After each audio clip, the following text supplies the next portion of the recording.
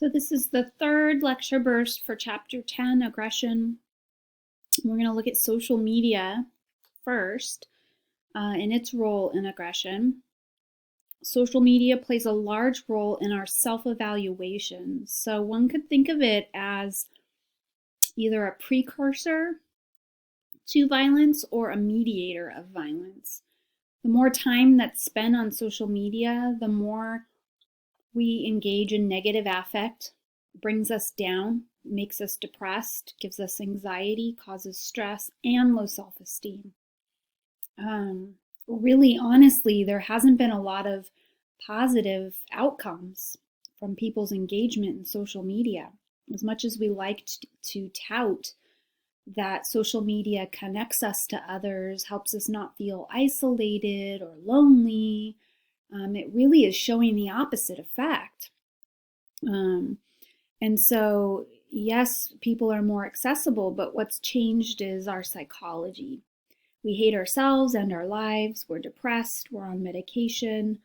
We're not taught conflict resolution. So our frustrations are not discussed. And we have ineffective means, really, of coping with strife and turmoil, which are an inevitable part of life and the world. And that's in part reality and part not reality when we're on social media. Our perceptions can be really off. And there's some gender differences here. The effect seems to be more significant for females as well as for adolescents. So we really got to ask ourselves, how much time should we be spending on social media? And is it good time spent? Is it adding or contributing in a positive way? And we're just not seeing a lot of support for that. Of course, social media opens up the door to a lot of cyberbullying. Cyberbullying is a means of indirect aggression in which peers use electronics to taunt, insult, threaten, harass, or intimidate a peer. It used to be just via email and such, but now it's literally nonstop, 24/7, depending upon the social media platform you're on. It could be a way to ruin someone's reputation in a matter of minutes. And it could be because of a lie. What's spread on social media is often taken at face value. We think we see it, so it must be true. We heard it, so it must be true. We don't always look into the validity of statements or things that we see. And we don't do that as adults. So it's definitely a problem for adolescents who are more vulnerable in questioning of their role in the content that they're viewing.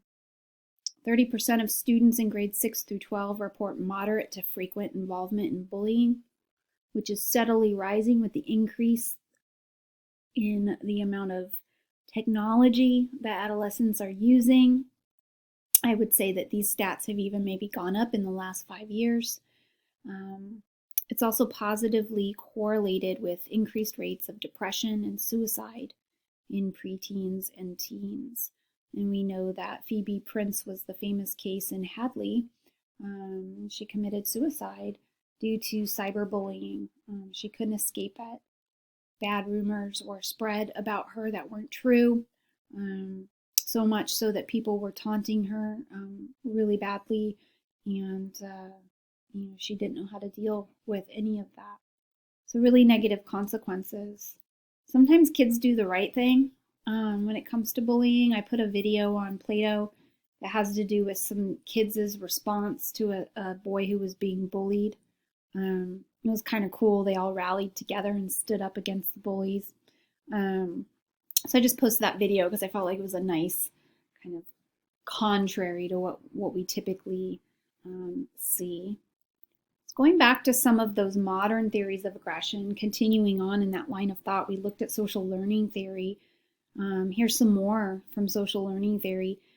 Says that reinforcement really plays a strong role in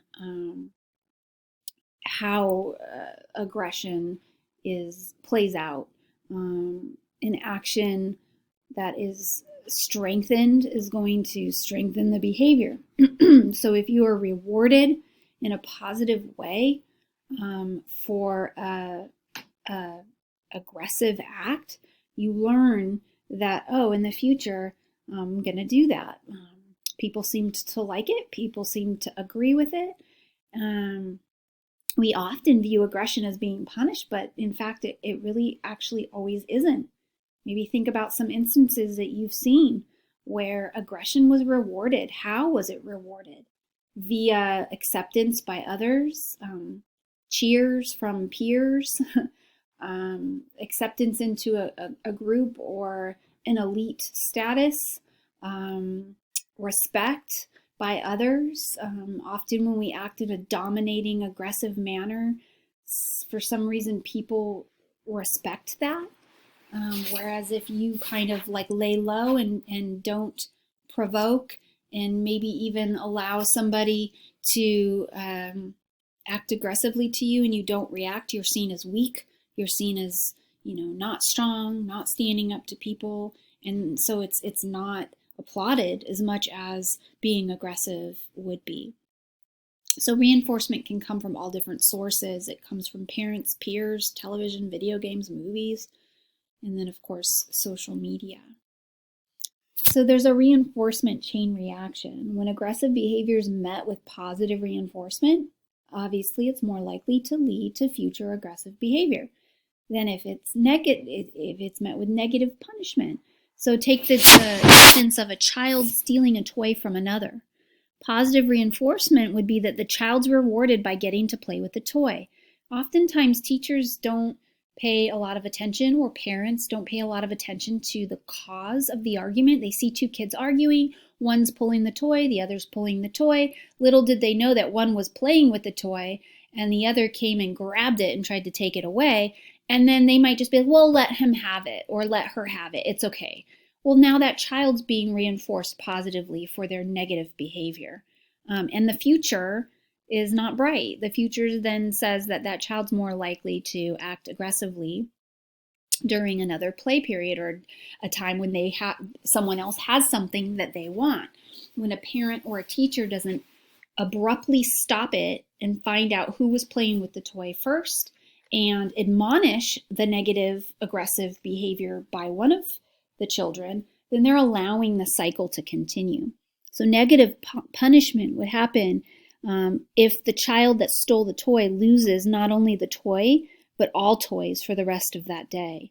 So it requires follow through from teachers and parents. And oftentimes, teachers and parents are distracted. They don't have time to attend to it.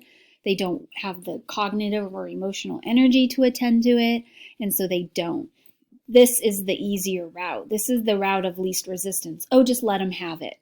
And then you're positively reinforcing that bad behavior. Whereas if you take the time to figure out what happened and then deal with it appropriately, you're actually ensuring that that child's going to learn a lesson and not do it again in the future.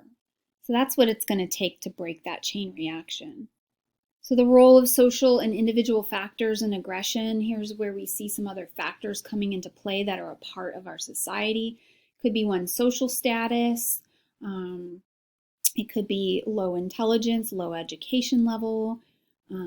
Those who are more narcissistic might be more grandiose in their behavior. High self-esteem cannot be good. A person can have an overinflated view of themselves, which can lead to more aggression because they might have the I'm untouchable kind of attitude. I can get away with whatever I want. And so all of those come in to play a little bit there. The general aggression model would state that aggressiveness is triggered by several what they call input factors that can be related either to the situation or the individual. The situation, as we talked about, could be lots of things. Seeing an aggressive act, modeling it could be hot temperatures. And then the individual is something due to the person, their personality. Maybe their temperament is more easily agitated. Those variables influence three things: arousal, affective state, and cognitions. And so arousal is that excitement level, affective state is the hostile feelings, cognitions could be aggressive thoughts that the person's having, So the behavior of the person is going to depend on the person's interpretation of the situation, and then any restraining factors, such as the presence of an authority figure. A person's anger could be diffused if they carefully think about the situation, or they might act out impulsively and aggressively if they don't. Two types of input can trigger blatant aggression, and those are usually the current situation and then those personal factors. So all of that has to be taken into consideration. The general aggression model, it's hard to see here in this slide, but it basically looks at all of these factors. It looks at the person in any given situation, and it proposes that aggression is affected by several factors, including the person's current internal state, their understanding of the situation, and what their decision-making process is. So it takes into account cognitions, affect, and arousal. There's a chart like this in your book, so even if you can't see this, it's okay. Maybe it'll come out better on the lecture slide set that I provided for you. So we do know that personality is related to aggression, and so we're going to just conclude the slides here with just looking at that. Type A behavior pattern has been linked to aggressive tendencies, a hostileness in people, always in a hurry, impatient, irritable, easily angered, overworked. This is type A. Type A isn't just being organized and competitive, but it's these negative things too. And it can lead to high blood pressure, obviously high cholesterol, which leads to heart disease. So it could be that people just have certain traits to situational sensitivities, right? And being high or low in that trait is going to affect how much they need to be provoked, or how much of a trigger needs to be present in order for it to trigger that aggressiveness. How can we reduce aggression? Well, punishment works slightly, but not completely effective by itself. It can deter behavior. Punishment, to be effective, needs to be prompt. It must be certain to occur. It must be strong, and it must be perceived by the recipient as justified.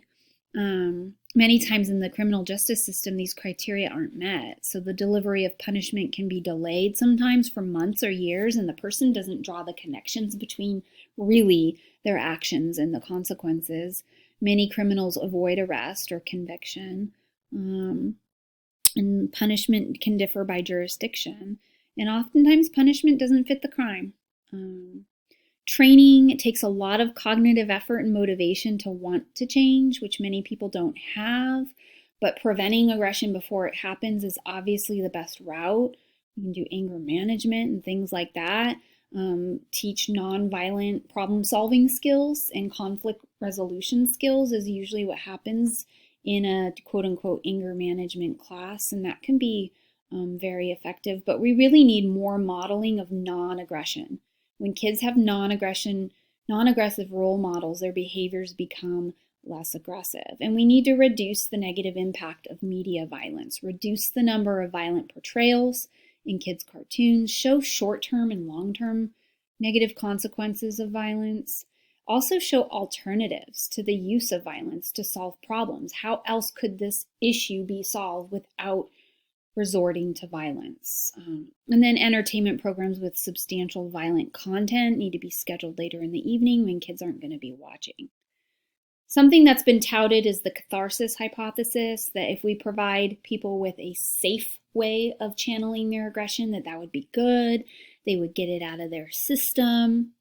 That can be shown that watching aggression and listening to violent lyrics actually makes people have more aggressive tendencies. So the catharsis hypothesis hasn't held up in research. It actually has been shown to activate aggressive feelings, almost like a free pass to act that way because we've seen or heard it before. And so it's why children who come from abusive homes are more likely to be abusers themselves or end up in an abusive relationship, because that's what they know, that's what they've seen, and it's how they deal with their anger and hurt. So why doesn't letting it out lead to less aggression? It can actually engage the person in thinking more about and feeling more about that negative aggression. Giving vent to angry feelings might make people feel better emotionally, but then that venting positively reinforces the aggression behavior to reduce comfort.